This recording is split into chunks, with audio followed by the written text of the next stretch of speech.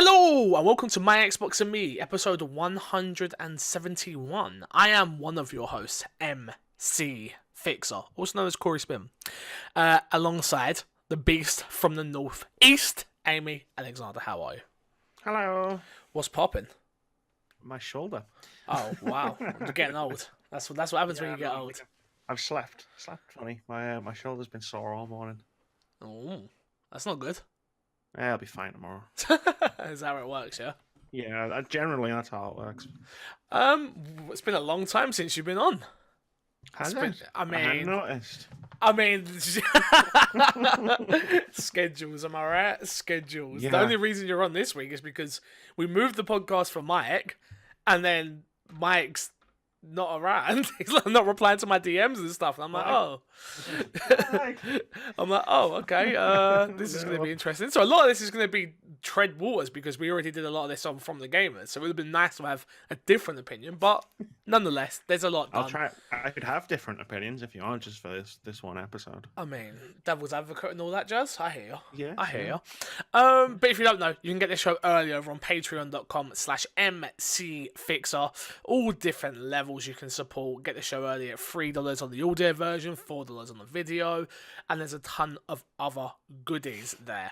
I'm going to do Patreon shout-outs next week, just because we're running late this week and there's a whole kerfuffle. But don't worry, I have not forgot. Next week I'll do Patreon shout-outs. So thank you to everyone that supported on Patreon. Remember, you can find us on iTunes, SoundCloud, Google Play, and Spotify. And we go live on a Friday on those platforms.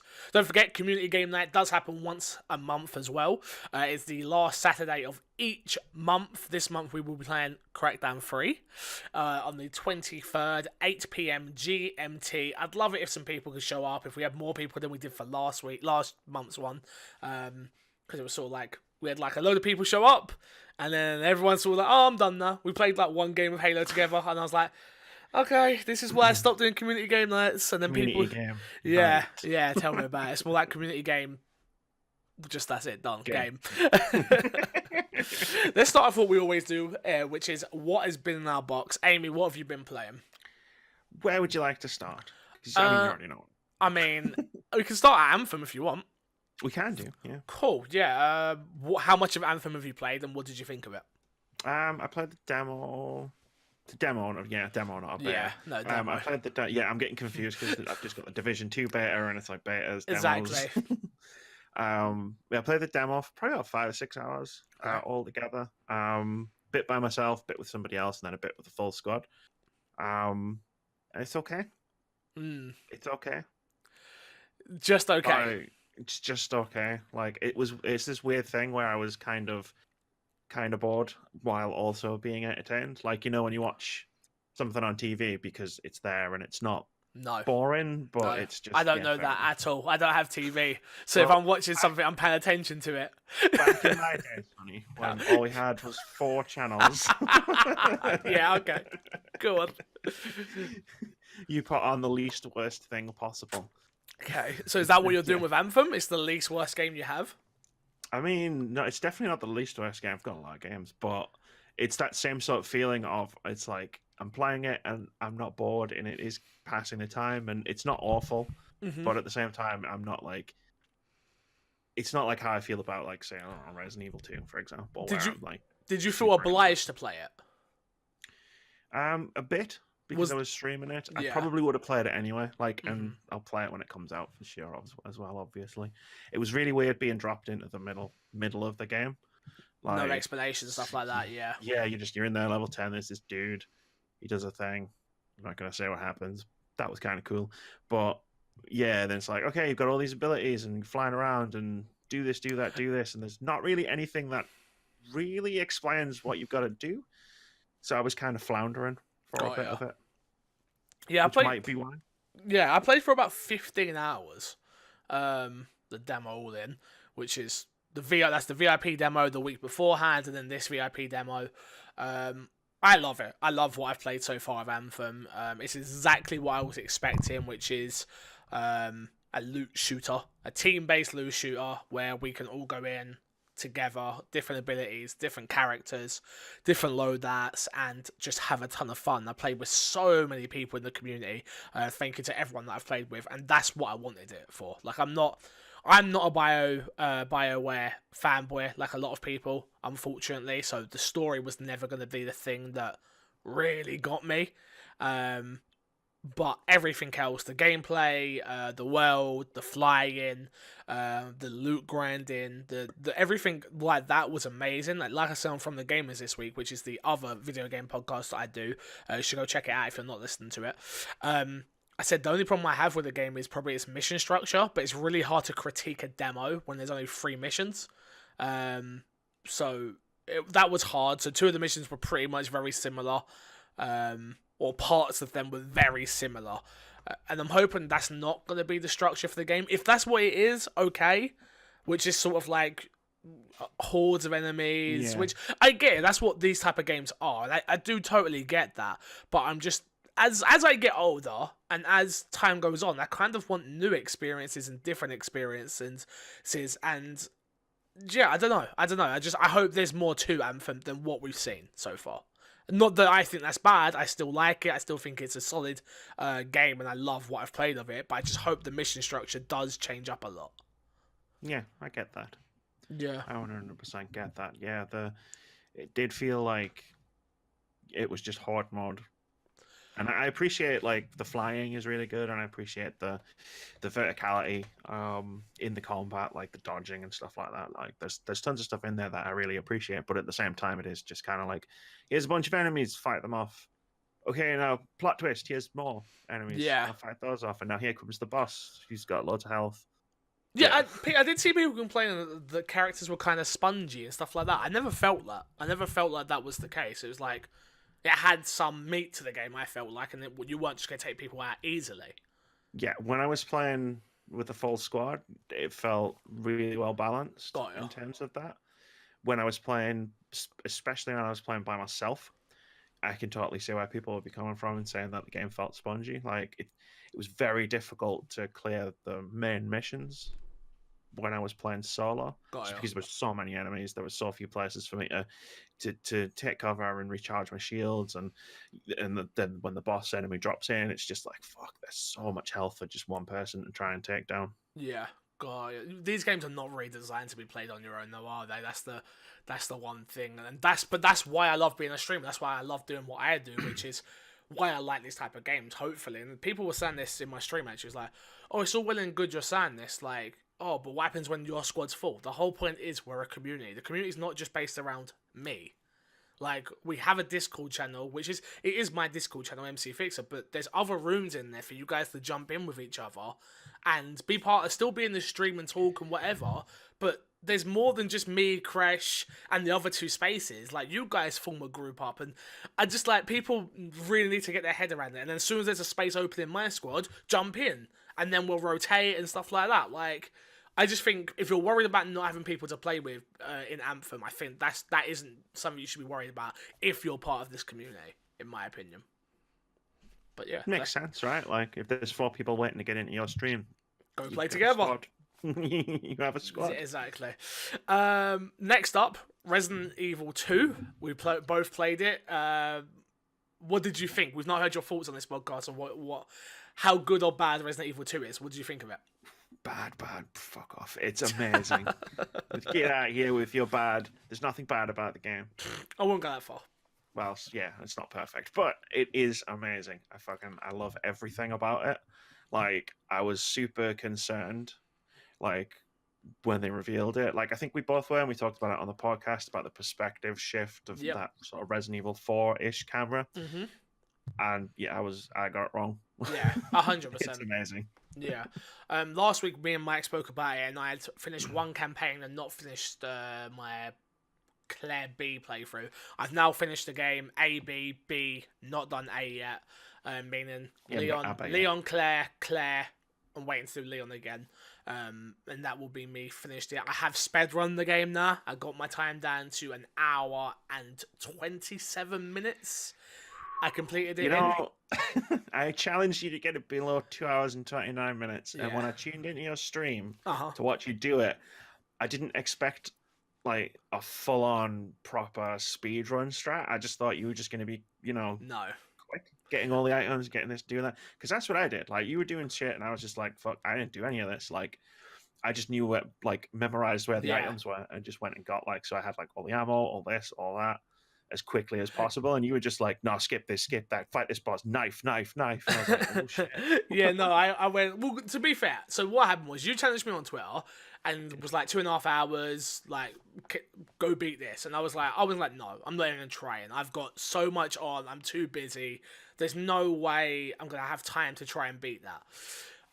And then the more I thought about it, I was like, oh, all right, let me have a sneak peek of some speed runs, and I literally only watched the first 15 minutes of someone's speedrun, up to the 15 minutes in speedrun terms, not 15 minutes in the game terminal. So the first boss battle. And after I see them do the first boss battle, and they said that the knife is the strongest powered weapon, I was like, oh, okay, I've got this. I can do this. And after watching that boss fight, the first one, you can beat the first boss in, I think it's 15 seconds, which is remarkable.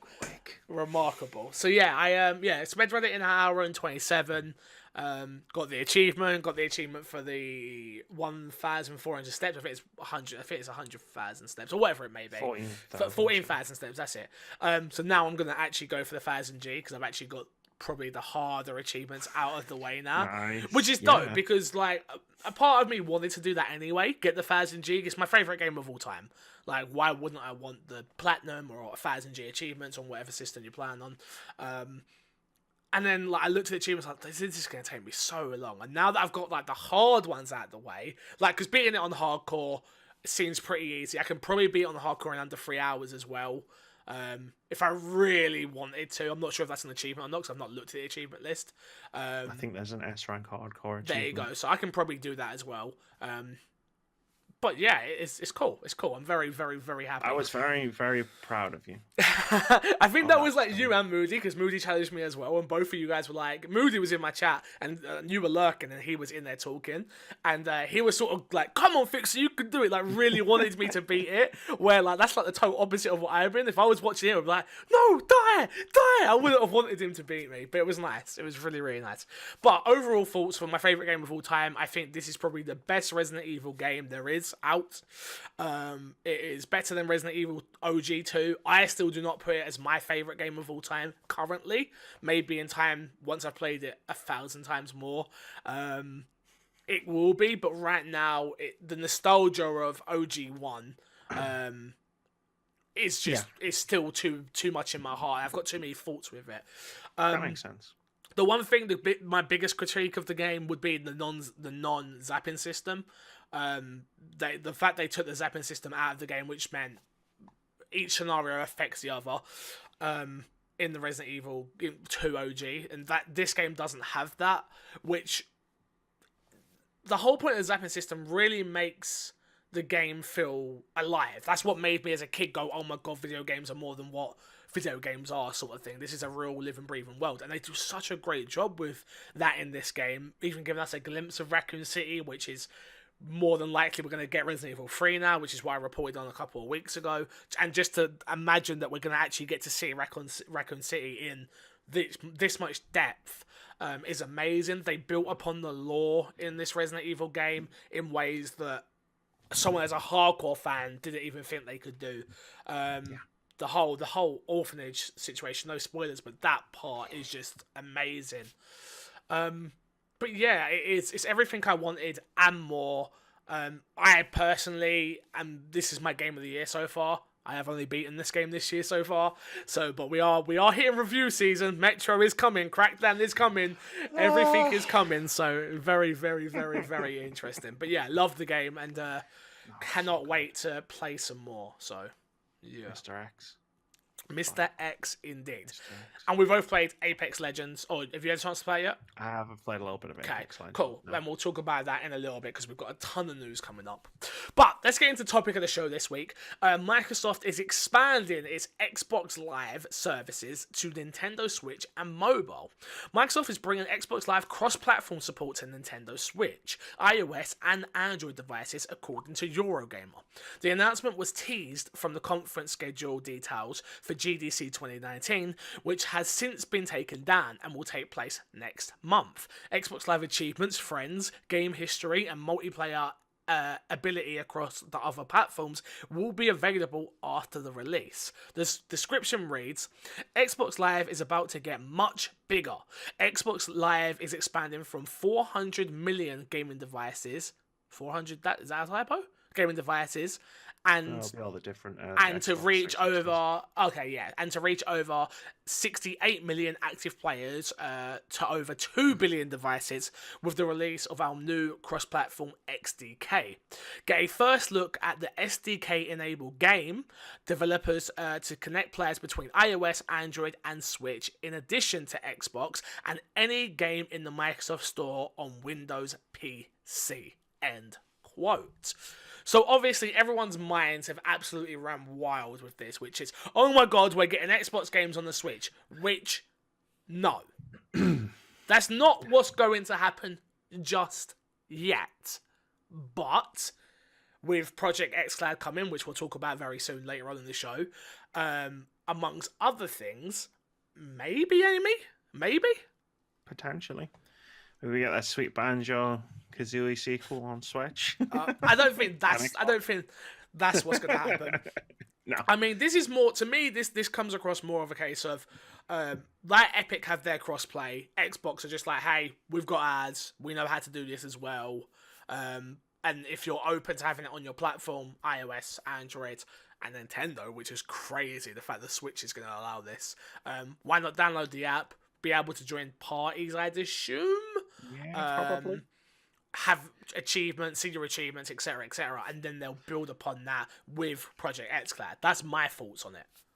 Plus, I wonder with cross-player games, like say Minecraft, for example, with this installed, if you've got this like set up, you might be able to unlock achievements in Minecraft. Well, you can already do that, but you'll be able to actually see them on the Xbox now. Yeah, so on the Switch, you can already unlock achievements as you log in through Xbox Live, but there's no way of actually seeing the fact they pop up, but you can't go into your menu and sort of see them in more detail. Maybe now you'll be able to go into this Xbox Live app and be able to track achievements and stuff like that now, see friends, what they're playing, etc., which is really interesting. Definitely. On a system that is not Xbox's. This is like the big one, obviously. Mobile is obviously huge and has a huge player base, and that's amazing. But from Nintendo, the fact that Nintendo are okay with this, the fact that this just means so many more games will get cross-play and hopefully cross-progression, which I personally cannot wait for. Yeah, it'll be awesome. Like, you'd be able to party up in Xbox Live, but if, like, say, you're on your Switch and I'm on my Xbox, and we want to play, I don't know, Rocket League, because I know that's a thing. We just party up through that one thing, and it's not a big deal. It's not difficult because it's the same system. Well, I think this is a case of Nintendo were like, we don't want to have to deal with achievements. We don't want to have to deal with party chat. We don't have to. They've got their own weird third-party app thing, but. We don't want to deal with this, and this. And I'm totally speaking speculation. I don't know what this actually entails. We haven't got full details yet. But if that's what they're like, oh, Xbox is going to do it, and they've got an app and it works, and it's just like any other app, cool. No one is not... I bought a Switch to play Mario and Zelda and Mario Party, and why not allow a third-party app on there that, even if it is Xbox, come in and help on certain aspects of their console. So I'm really excited for it. I'm excited for what the future could hold, not what this is currently, though. Definitely. I mean, it makes sense that they're expanding this as well, considering, like, to mobile specifically, considering all the Project xCloud stuff, which I think we're going to be talking about later. Yes. Let's talk about our Patreon producer this month. It's your boy, Mike Lynch. Of course, every month this guy is over on patreon.com/MCFixer, supporting this content, supporting all of the content I put out, and for that, Mike, I am so thankful. Appreciate you so much. Hope you're doing well, and I hope we are going to be playing some Division together very, very soon. Let's get into the news this week. Titanfall 2 devs Battle Royale Apex Legends officially revealed. If you've been living under a rock, you probably wouldn't have heard about this, I guess. Respawn Entertainment has officially announced and released Apex Legends, a free-to-play Battle Royale shooter set in the Titanfall universe. Apex Legends allows players to choose between 8 Legends characters, each with unique abilities and playstyles. Amy, you have played it. I have played it. What do you think? And I'm very super early in on my player time. I think I played it for maybe 2 hours. But I'm enjoying it. I like battle royales, but this feels more like a battle royale designed for me, as opposed to necessarily when I played PUBG or Blackout, where it was okay, this is cool, but there was tons of stuff that I wish had been in the game. And whereas in Apex Legends, there's tons of stuff that's in the game.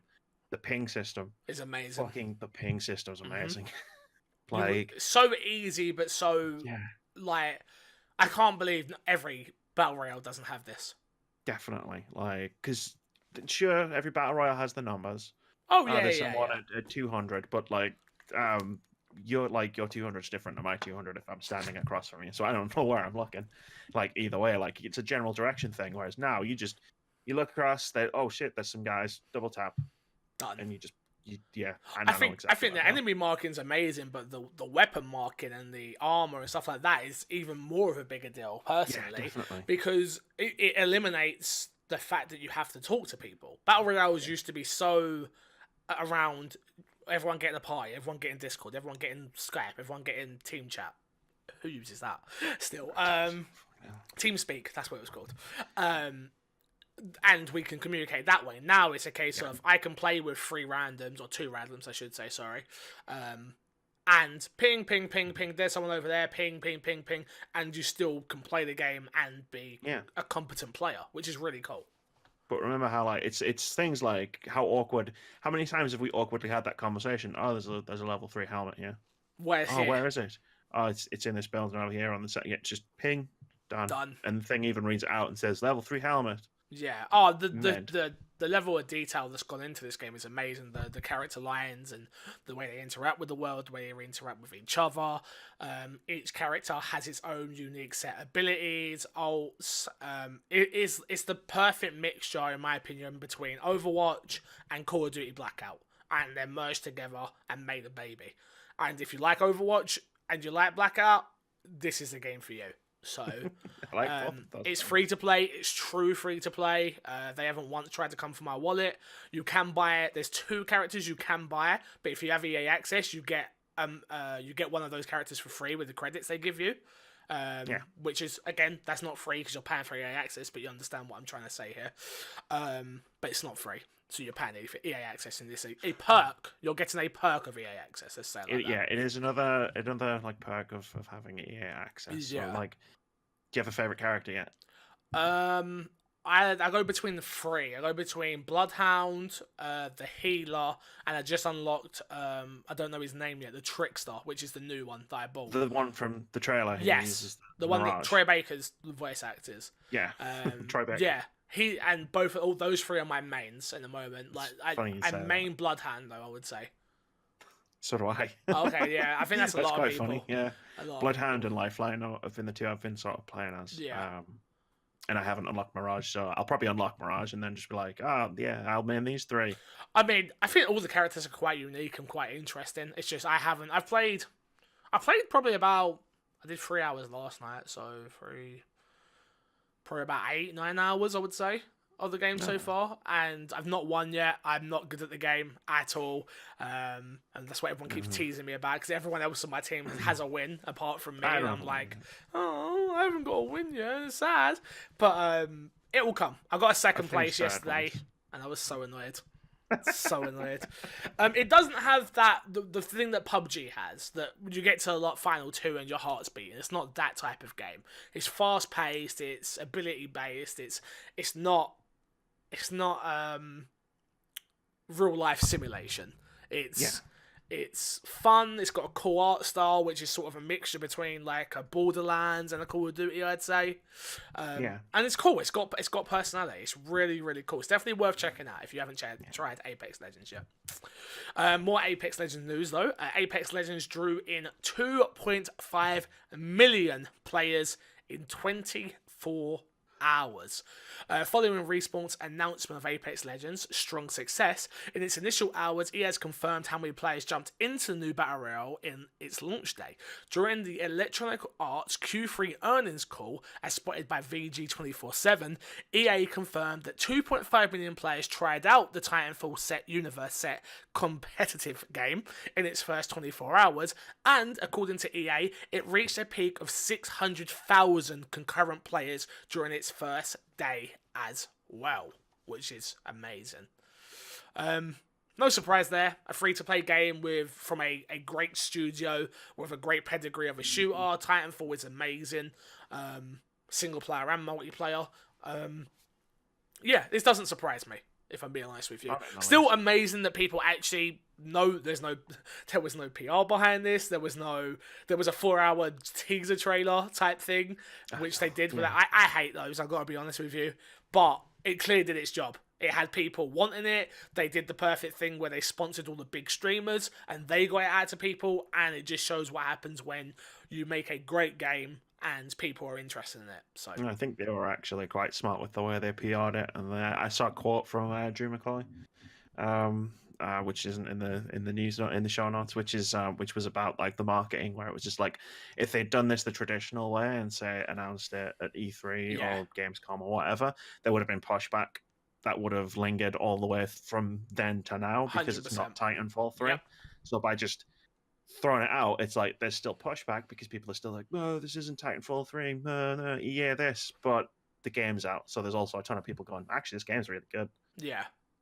I think the other thing was, you've got to look at what a PR... I don't know what their expectations are for this game and how big they think it's going to get and how they're actually going to do well with its monetizations of skins and stuff like that. Let's hope that it's successful. I will eventually give the game some money because it is that good. But I just haven't got the money currently. But you've got to look at it on a way of how much it costs you to pay these streamers. Probably not as much as it would have cost to put a mid to small budget together, right? And they have literally, the Shrouds, the Ninjas, the Courages, the Lupos, the Dr. Disrespects, they have done the PR for you in the gaming world. And now it's now spreading out there from other little streamers like myself and other people. And then the word of mouth is spreading now, and other people are like, oh, you're playing that game, what is that? And then, oh, it's free, you might as well download it, boom, get people in, and then there you go. So, really interesting. Next up, Respawn says EA had no hand in the development of Apex Legends. During the reveal event for Apex Legends, Respawn's new Battle Royale game, Drew McCoy answered some questions in an interview about the acquisition and whether or not it affected the development of the game. And here is what he said. Not to be throwing EA under the bus, but this wasn't the game they were expecting. I had to go to the executives and show it to them and explain it, and not convince... not convince, but more, hey, trust us. This is the thing you want out of us as a corporation. They can only quantify based on past data, and they've never done anything like this before. There's a giant rainbow question mark over revenue projections for this game. They're like, we don't know. We can't predict this.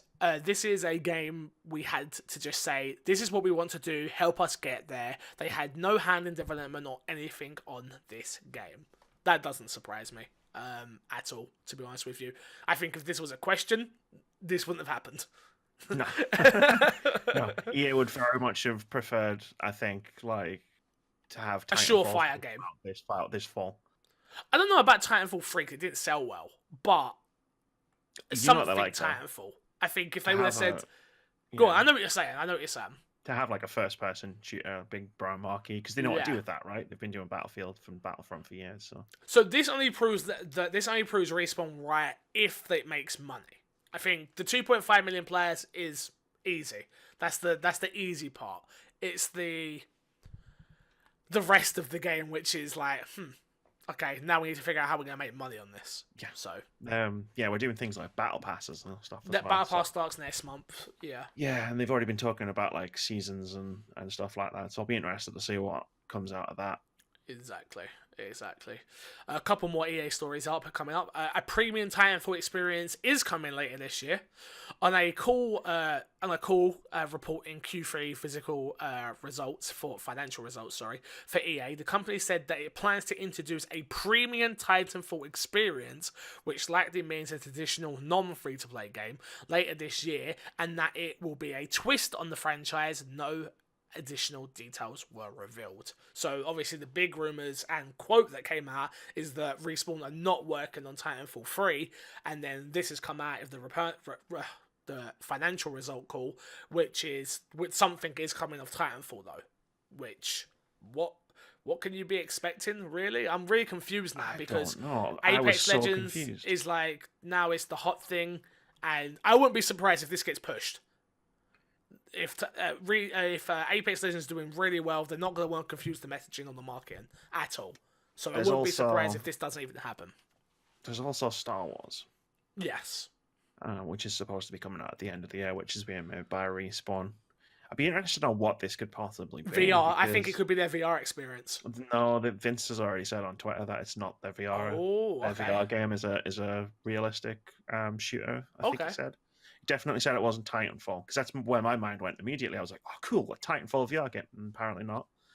But it's the fact that it's a twist, because I would have said, you've got Apex Legends, and by this fall, let's say, Apex Legends has established itself and it's a thing. Yeah. Maybe it would have been like, okay, now we're doing, here's some other more traditional multiplayer modes that have Titans and wall running. For like not for $60 for whatever, or maybe here's a single player campaign. That's what I thought. But then they say it's going to be a twist on the franchise, and I'm like, well, if it's a twist on the franchise, it's probably going to be neither of those things. It's a twist, not single player only. That could be the twist. It could be like a $20 additional standalone Titanfall Apex Legends. Yeah. I don't know. It'd be very interesting to see what could it be a card game. Titanfall card game, great.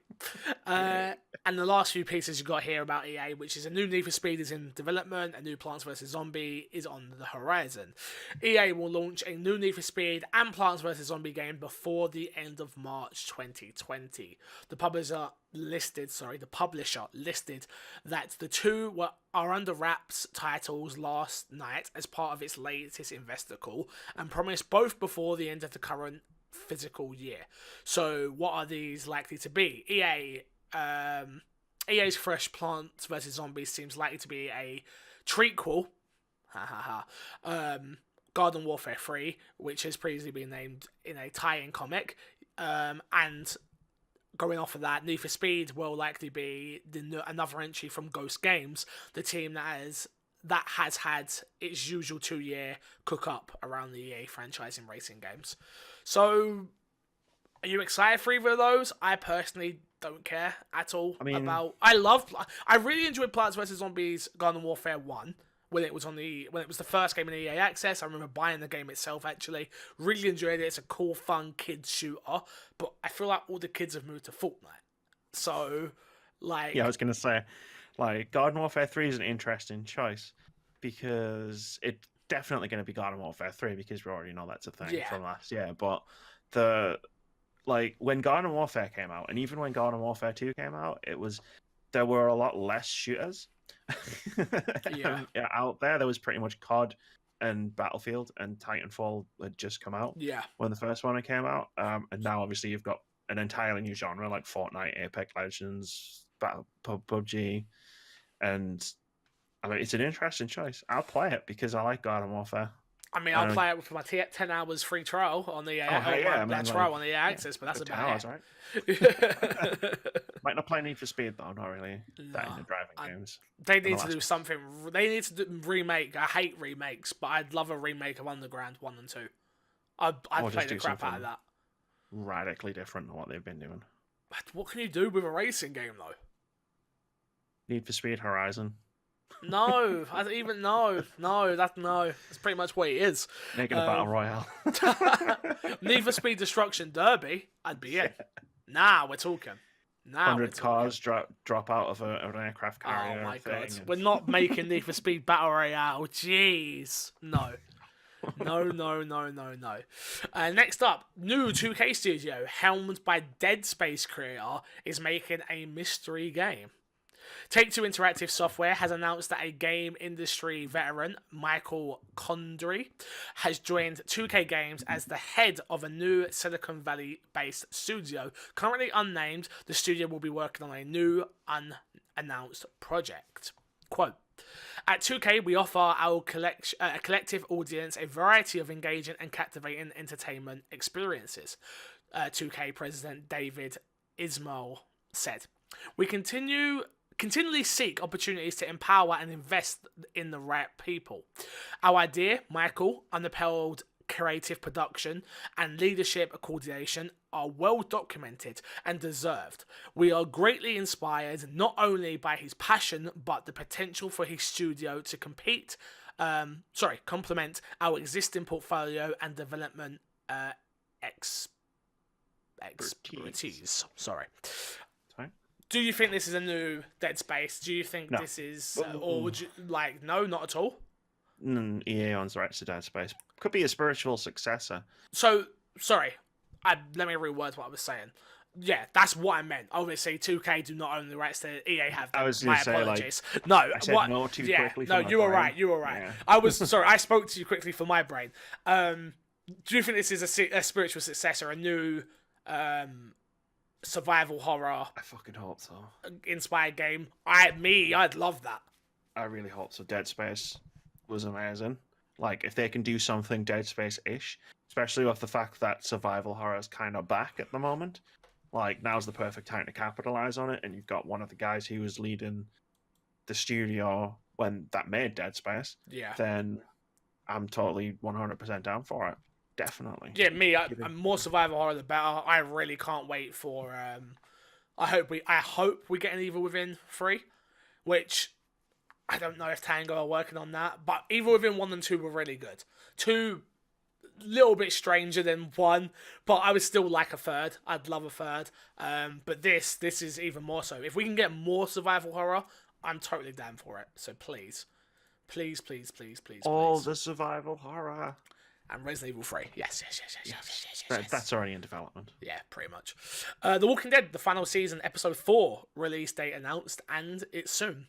Work on The Walking Dead, the final season, properly resumed in November 2018 after Skybound Games stepped in to resurrect the series following Telltale Games' abrupt closure, and it seems its development is nearly finished. As Skybound Games announced today, episode 4, Take Us Back, is scheduled to release next month on March 26th, just over 2 months after episode 3. Quote, it's hard to believe Clem's journey is coming to an end. End quote. Skybound said, quote, just like you guys, we're struggling to grasp the fact that the journey is almost over, but we're so ready and thankful to have you all alongside us as the story comes to a dramatic close.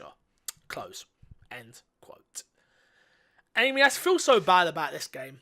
I remember when Walking Dead Season 1 came out, and it was a moment in history. It was a moment where every time an episode dropped, I would stop what I was doing, I would log onto my Xbox, and I would start streaming as soon as I could. And I did the same with Season 2. I did the same with Season 3. I did the same with the 400 days. I've done it for everything. And this one, because of the studio closure and the game being okay, I wouldn't say it's perfect by any means necessary. I've got episode 3 sitting on my Xbox, and I'm like, I'll get around to it at some point. Same with Life is Strange, Season 2, and that's on Game Pass as well soon. Have these games just had their moment in the sun, and now they've come and gone, or is it strictly just people don't love them the way they did? We've moved on to Battle Royale now. Is that what it is? Because walking sims were the thing at one point. Oh, these things, when The Walking Dead Season 1 came out, you couldn't move for people talking about The Walking Dead Season 1 at the time. whatever Telltale were working on. Yes. When they announced like Batman and Guardians and all the other stuff, it was like every time they announced something, it was like a mega explosion, like all over Twitter. I don't know. I think with The Walking Dead season 4, or the final season, it's probably got a lot to do with everything that went down last year. Yeah. I think even though it's great that it's been saved and Skybound are doing their thing, and we're getting the rest of the final season, it's like I feel like it took the wind out of its sails. Yep. I feel like that's the one. I can't speak for Life is Strange 2. I actually haven't played it at all.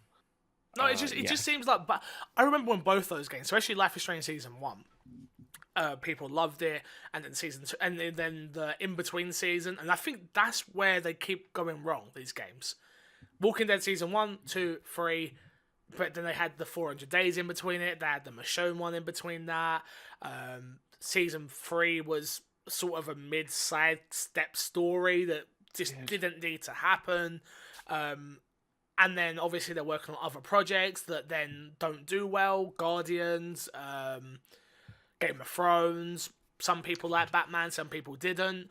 It just feels like these games are just totally now just like they're done.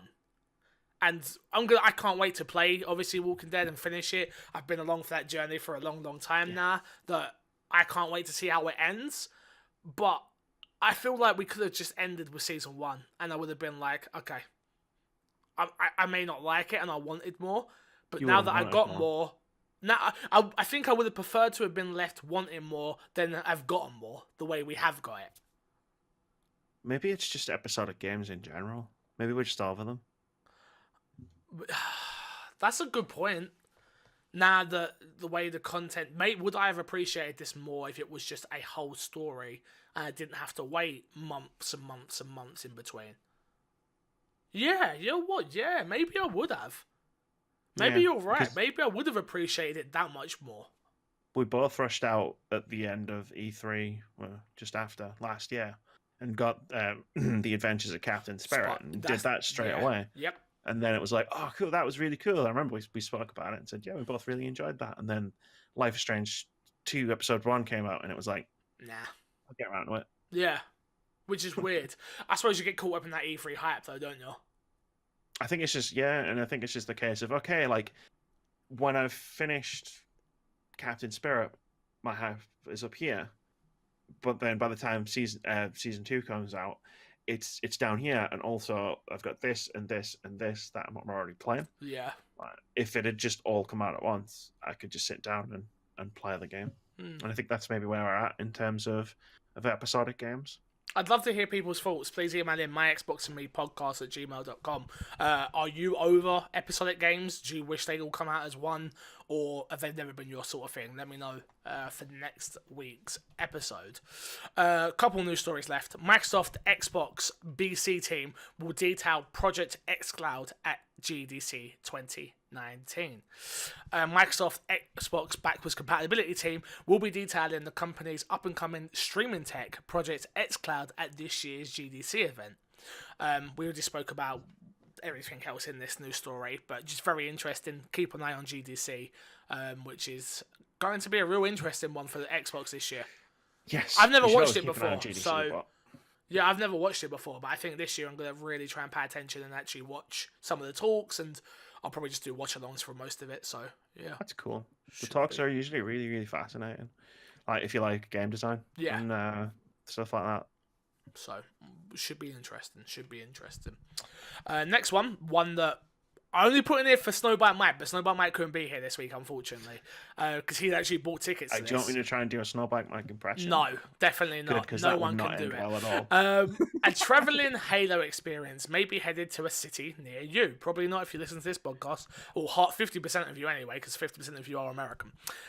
Halo Outpost Discovery is headed to 5 major cities in the US and will allow visitors to explore a Halo ring, get up close and personal with a real-life real-life warhog, battle fellow recruits in an epic laser tag arena, experience thrilling in the universe encounters with the latest simulation and VR technologies, and much, much more.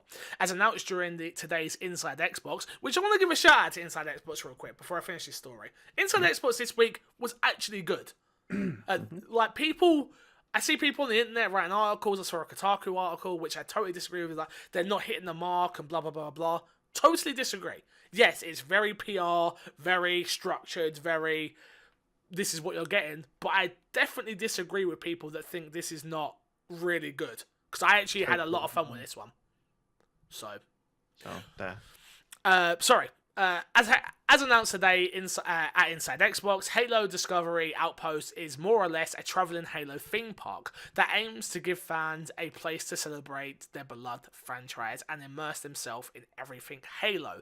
The 5 cities you'll be able to go to are Orlando, Florida from July 5th to July 7th, Philadelphia from July 19th to July 21st, Chicago from August 2nd to August 3rd, Houston, Texas from August 16th to August 18th, and Anaheim from August 30th to September 1st. So, I know Snowbite Mike has bought tickets. He bought the VIP package because the man loves it all, and I'm sure he will be on the show to talk about his experience once he's done it. So we should start a GoFundMe. For what? So that all three of us can go. I can't think of anything worse. Fine, we should start a GoFundMe so I can go. I mean, sure, but why? No, I'm not a Halo fan like that. I mean, if I lived in the city, I would go because I cover it for work. But no, do not waste your money on that for me, please. No. Whatever. I'll drop a PayPal link on. This week's episode, yeah. Next up, Microsoft Studios is now Xbox Game Studios. Microsoft announced during Inside Xbox that it has changed its name for its development umbrella from Microsoft Studios to Xbox Game Studios.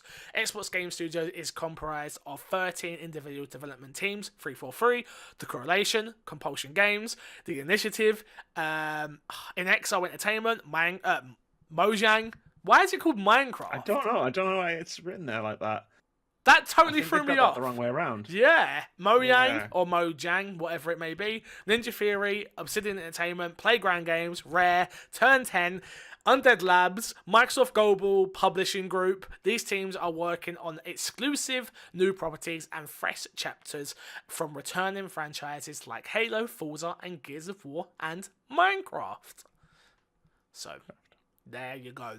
I think it fits better, right? Microsoft Studios. It's one of those things I never thought about, but once they announced it, I was like, I can't believe they didn't do this years ago.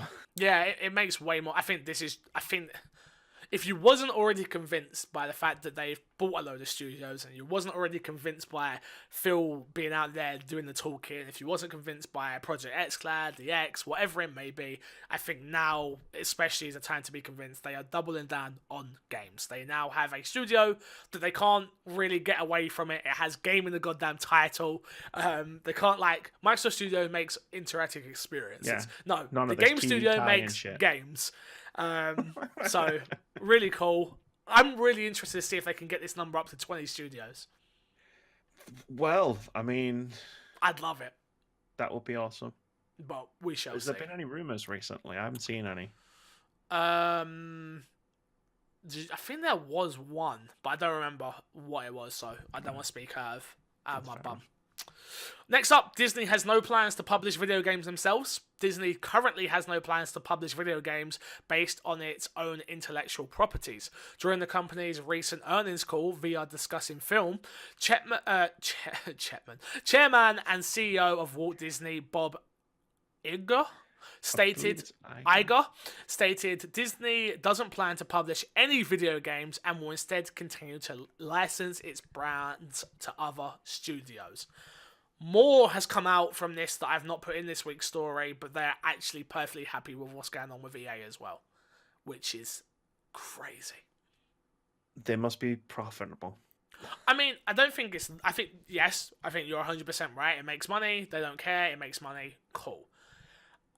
But really, this is so short-sighted of Disney. This might be their biggest boo-boo ever. Where it's like, stop giving... Or maybe I'm totally wrong. Which is they're saying they don't want to make their own studios that make games. Which, cool, that makes sense. They still need to get that goddamn Star Wars license away from EA, though. Yeah, and EA can make games for Star Wars, but so does everybody else need to be able to. Yeah, they need to follow their Marvel, like the way they do the Marvel license, which is giving it out to specific people who've like pitched like to make games like Insomniac and Sony and Spider-Man, stuff like that. Like, it's a really interesting conversation broke out in the Facebook group, the My Xbox and Me Facebook group, about this. Oh, where people were talking about like who would they give it to if like it wasn't EA and like it was Ubisoft and like Bethesda and etc. And I was like, I still feel like that would be the wrong move to give it, to just take it from EA like when they get it back, or if they manage to extract it and go give it to another massive publisher. Because one, even if they gave it to Ubisoft and Bethesda, I'd still rather they just made their own games. Exactly. And like if they give like, here, Ubisoft, make an open world Star Wars game. Mm-hmm. Cool, awesome. Here, make this. Here, you make this. That'll be a much better approach. You would hope, right? And I guess maybe they don't want to shit on EA while they're still in a contract with them. I mean, that makes sense. That makes sense. This. That makes sense. Or it could be this next story, which is Kingdom Hearts has shipped over 5 million copies. And this is what happens when you license your properties out. Square Enix has reported that Kingdom Hearts 3 has officially shipped over 5 million units globally, making it the fastest selling game in history of Kingdom Hearts. The number includes both physical and digital copies across all platforms since its launch of January 29th. So maybe Disney are absolutely fine because they're still making a killing off games. So, yeah. Congratulations, obviously, to Square Enix and Kingdom Hearts 3. I have not had a chance to play it. I've heard Chris talk about it a lot. He's finished it and loved it. So it was a bit too easy. But besides that, have you had a chance to play it yet? No. It's not really on my radar at the moment with everything coming out. I mean, I've got 1.2.5 to 1.5, 2.5 remix that I've still not finished, so I want to play that before I do 3 at some point. So I'll get to it at some point. But yeah, it's not top of my priority list. I've got a lot coming in soon. So yes. Next up, Anthem post-launch content and endgame content revealed. The first details on Anthem's post-launch and endgame content has been revealed. On Twitter, Anthem's lead producer Ben Irvin revealed details on the post-launch content release schedule for Anthem, which will include the continuation of Anthem's story, the addition of guides, and leaderboards, and expanded progression systems, new missions, events, and difficulty settings, and more. A full breakdown is available on the official Anthem endgame site. I'm not going to go through what I've got here just because it's too much, but there is a ton of content out there. What they pretty much said for endgame stuff is there's going to be new contracts and player increased reputation, and different factions are going to come in. You'll be able to get new blueprints that you can put onto your characters. It sounds like there's going to be a ton to grind out in the game. Which is, well, yeah, but that's what these games are about. I know you're saying grind like is a bad thing, but that is what these games are about. Not if I'm having fun. Yeah, exactly. Will it? They said the first one's they release in March, which is good. Obviously, most people are gonna burn for that content really quickly, and then Division 2 drops, which. It's like, okay, if you want to keep us, what are you doing to keep us? March is going to be when they drop more content. It could be interesting. Yeah. Remember, all this content is going to be free as well, so we'll just have to wait and see. We certainly will. Microsoft announced February 2019's Game Pass games. We have Shadow of the Tomb Raider. I say £30. I'm so happy. Shadow of the Tomb Raider is going in there. The Walking Dead, the first season, is in there from February 7th as well. And Pumped BMX Pro, February 7th. The Blob goes in there from February 14th. Crackdown 3 is also in there from February 15th. And Batman Return to Arkham is in there from February 21st. It's all got announced inside Xbox as well. Shadow of the Tomb Raider going in there is huge. That game's not been out that long. So, Nope. very, very happy about that. I forgot to get February's games with gold. You know what? It's cool this week. I'm not going to worry. No February games with gold. I'll tell you about it next week. Cancelled. No, they are there. I just haven't wrote them down. I forgot, and I apologise. Let's plug, and get ourselves out of here. Amy, what have you got to plug? My 24, I know I said 24. My 48-hour charity live stream on February 25th at 8 p.m. to February 27th at 8 p.m. We're going to be playing tons and tons of different games because we've got 48 hours to fill. And if you could donate, it's in aid of Special Effect, which anybody listening to this podcast should at least recognize their name from the Xbox adaptive controller that they helped make. If you head on over to justgiving.com/GB19 words about games and drop me a donation, or if you can't donate, not a big deal. I get it. But if you could just share the link, that would be fantastic. Cool. You. You can find me everywhere at MC Fixer. At the moment, we're pushing on Twitch to try and reach 100 subscribers. We were at 91, and then people's ran out, so we're back to 85. So if you have that Twitch Prime, you have that Amazon Prime, link the accounts, and I'll be doing a 24-hour live stream if we hit 100 subs. Shout out to everyone that's been supporting. I appreciate it. People have been gifting subs and stuff like that, which is lovely. That's awesome. But yeah, thank you all for the support. I appreciate it. Obviously, patreon.com/MCFixer is what keeps the lights on. That we are $20 away, I believe, $24 away from hitting $350, which then means we'll be doing a karaoke stream. So if you're not a Patreon supporter, consider becoming one. If you're not a Twitch sub, consider becoming one. I would appreciate it. Amy, thank you for a 24-hour karaoke stream. No, not gonna happen. No, like if the two things get hit simultaneously, we're not gonna do that. No. It's a bit of a shame. And I will vow that the karaoke stream will not take place during the 24-hour live stream unless people want it to. But otherwise, I feel like let's cheapen out a little. Thank you all for watching and listening. I appreciate you all. And until next week, I will love you, leave you, and see you all later. Goodbye.